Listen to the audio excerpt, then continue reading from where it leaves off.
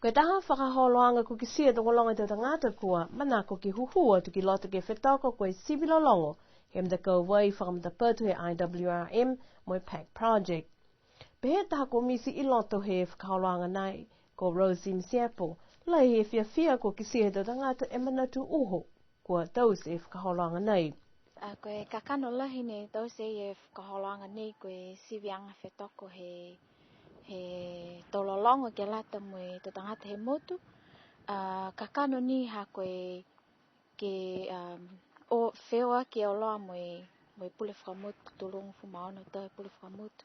Si whakamutapatu ai ke he sivianga tololongo hangawea ke he vai. Si koe tau mtakau ne whakatupe ai sivianga lolongo nei koe mtakau ia koe ne whaingo ai koe PAC project, Pacific Adaptation to Climate Change.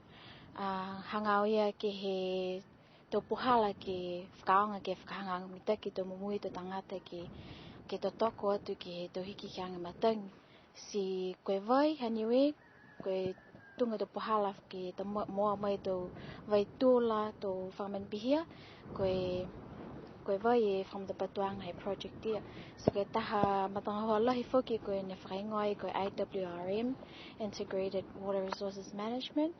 Hangau ia whoki he vai ki te puhala ke leveki mo pipui e vai he hato tolo motu. Si koe tō mtakau ia ne whakatupi ai e sivianga lolongo nei. Kakano ni ha koe manako ke kawhalataha ke he wheua pule motu, ke he anganga he whakawhiawhianga he pule whakamotu ke mei longa e tō tōru e tō kakano uho ne koe kisia ai longa e tō mena ne tutupu mai ha koe vai ke hato tōla motu longa e tō whakaongaanga, longa e tō matangahua ke kehe ai mo ne koe kisia koe tamata ai mai he tungfu maone tau koe mori ki tua. Si koe mna ia koe kakano lahi na ia ne whakahoko ai sivianga lolongo nei. Koe mahina I aukuso ne whakahoko ai, ne whakailo atu ai ke tō tangata e sivianga lolongo nei, ke whuaki atu lahi mangaho ke lau tōru ke whakako tō lolongo, mo manatu ki ai e tō kupu ke whakaonga, ke tausea ke he lau tōla tō lolongo. Si koe onono atu ke he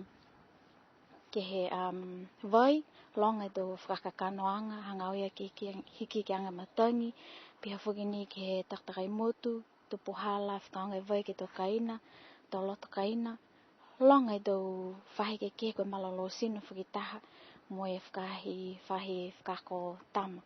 Si maiki a lau tōlu ke whakaonga vai, mo e tō kupu, hangauia ke vai, mo whakaonga tō mena ia ke tālanga ke tō lolongo.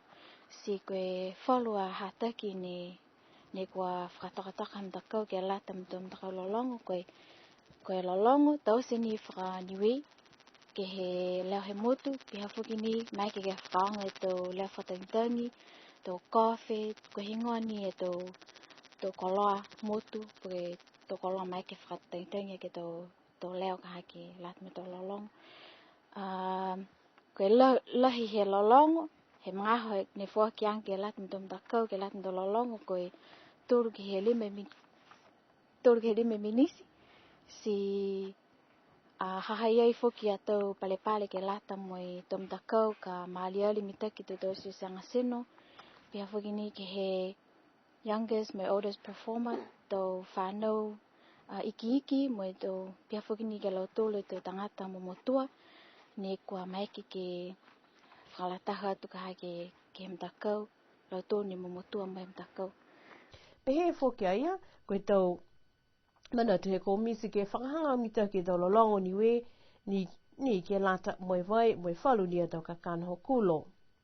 Koe whakaholoanga siwi lolongo nei, a manaki ke whakahau koe pō whaiumu, ua whuru matoro ia o ke tapa.